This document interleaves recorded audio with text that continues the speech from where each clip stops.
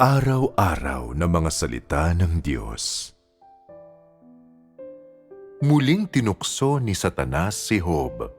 Naglitawan ang mahahapding pigsa sa buong katawan ni Job. A.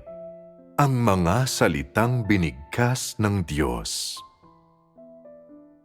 Job, Kapitulo 2, versikulo 3.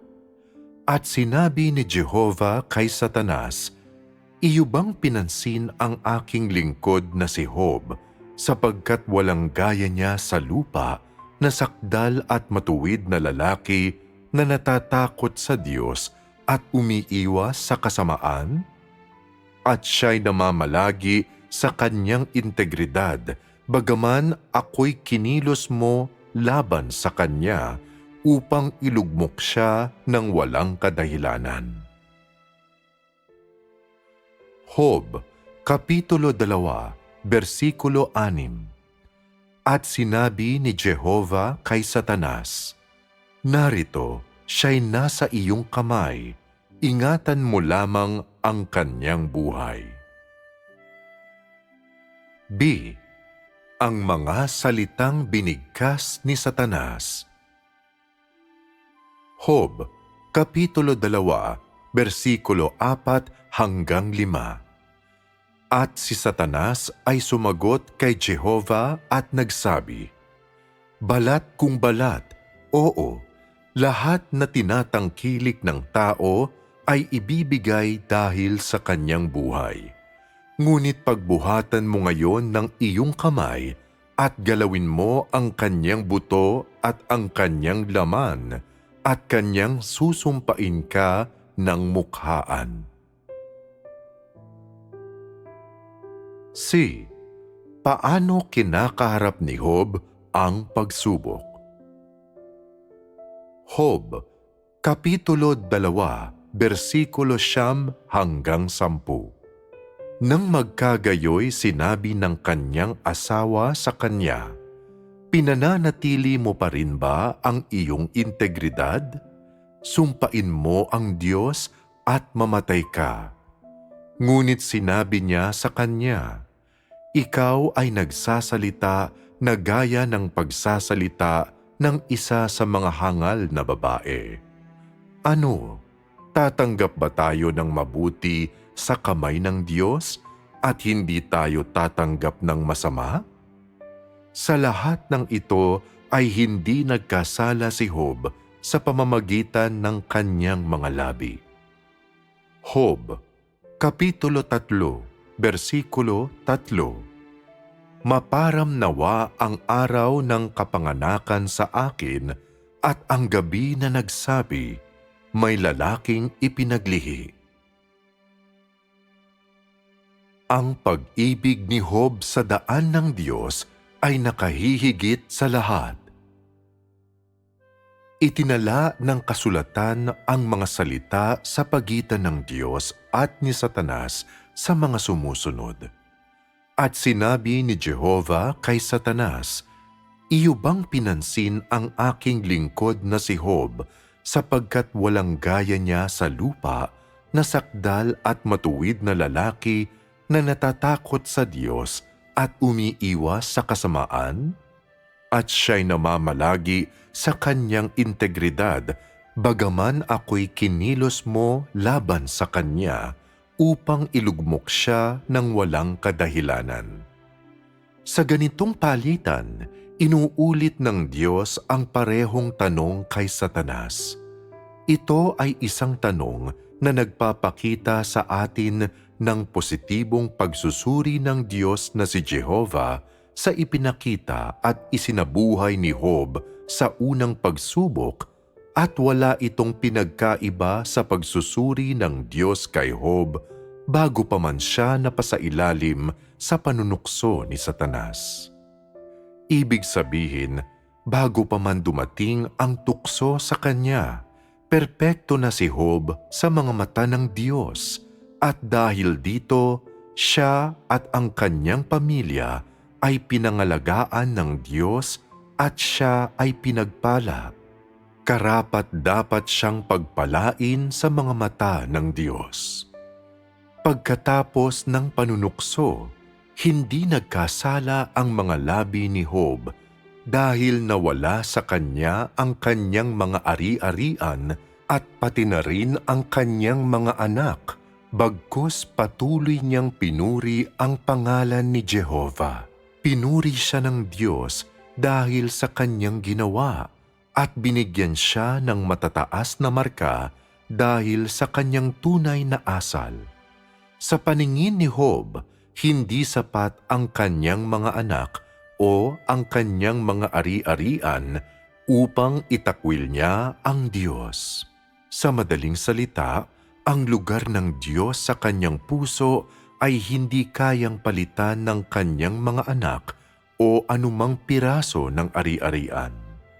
Sa panahon ng unang tukso kay Job, ipinakita niya sa Diyos na walang kapantay ang kanyang pag-ibig para sa kanya at ang kanyang pagmamahal sa daan ng pagkakaroon ng takot sa Diyos at pag-iwas sa kasamaan.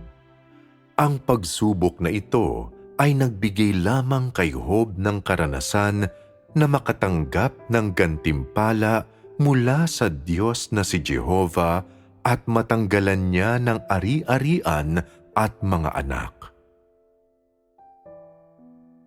Para kay Job, ito ay isang tunay na karanasan na naglinis sa kanyang kaluluwa. Ito ay isang pagbibinyag ng buhay na nakatupad sa kanyang pag-iral at, higit pa rito, isa itong masaganang kapistahan na sumubok sa kanyang pagiging masunurin at takot sa Diyos.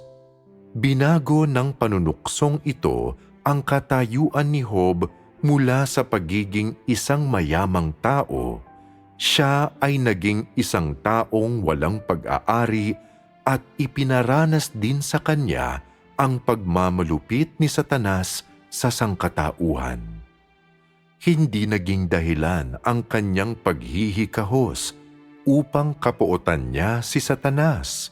Sa halip, sa mga mapang-alipustang gawain ni Satanas, nakita niya ang kapangitan at kasuklam-suklam na kalagayan ni Satanas, pati na rin ang puot at paghihimagsik ni Satanas sa Diyos, at mas hinikayat siya nito na habang buhay na panghawakan ang daan na may takot sa Diyos at iwasan ang kasamaan. Isinumpa niya na hindi niya kailanman tatalikuran ang Diyos at hindi niya kailanman tatalikuran ang daan ng Diyos dahil sa mga panlabas na kadahilanan gaya ng ari-arian, mga anak o mga kamag-anak, at hindi siya kailanman magiging alipin ni Satanas, ng ari-arian o ng sinumang tao. Bukod sa Diyos na si Jehovah, walang iba pang maaaring maging Panginoon o Diyos niya. Iyon ang mga hangarin ni Job. Sa kabilang banda, nakakuha rin si Job ng isang bagay sa tuksong ito. Nagkamit siya ng malaking kayamanan sa gitna ng mga pagsubok na ibinigay sa kanya ng Diyos.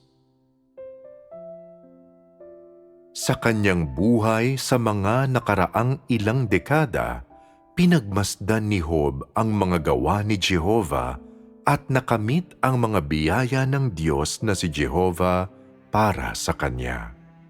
Mga biyaya ang mga ito na nagdulot sa kanya ng labis na pagkabalisa at pagkakaroon ng utang na loob dahil naniwala siya na wala pa siyang ginagawa para sa Diyos, ngunit pinamanahan na siya ng maraming biyaya at nagtamasa na ng napakaraming pagpapala.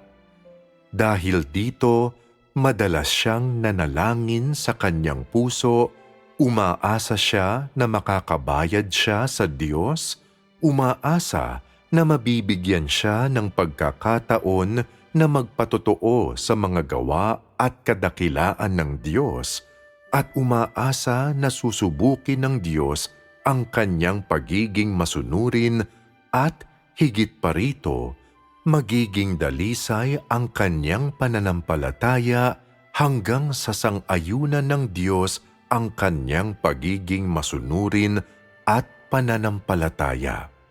At nang dumating ang pagsubok kay Job, naniwala siya na narinig ng Diyos ang kanyang mga panalangin.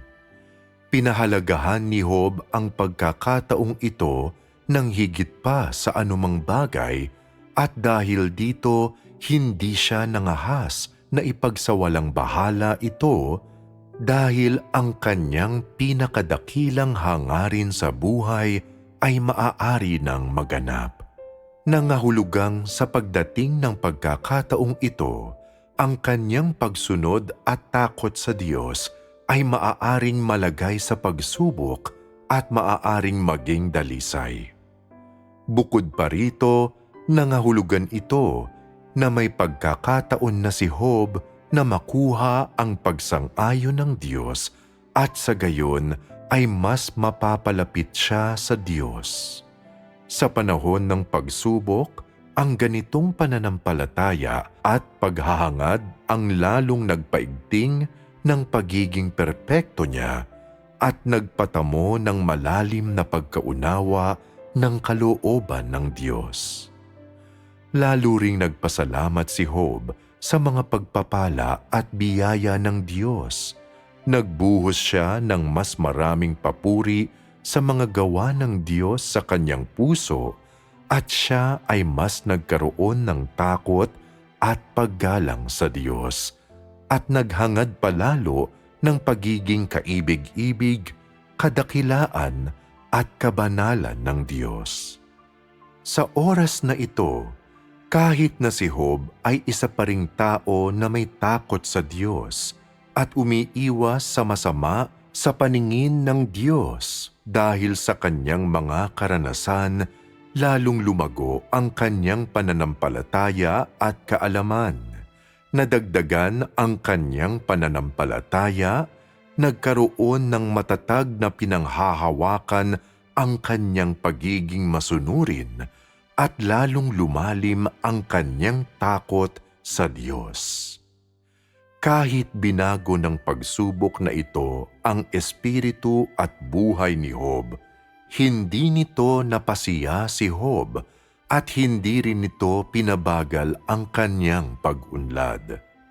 Kasabay ng kanyang pagtatansya sa napakinabangan niya mula sa pagsubok na ito at habang iniisip niya ang kanyang sariling mga pagkukulang, tahimik siyang nanalangin, naghihintay sa pagdating ng susunod na pagsubok sa kanya sapagkat naghahangad siya na tumaas pa ang kanyang pananampalataya, pagiging masunurin at takot sa Diyos sa susunod na pagsubok ng Diyos.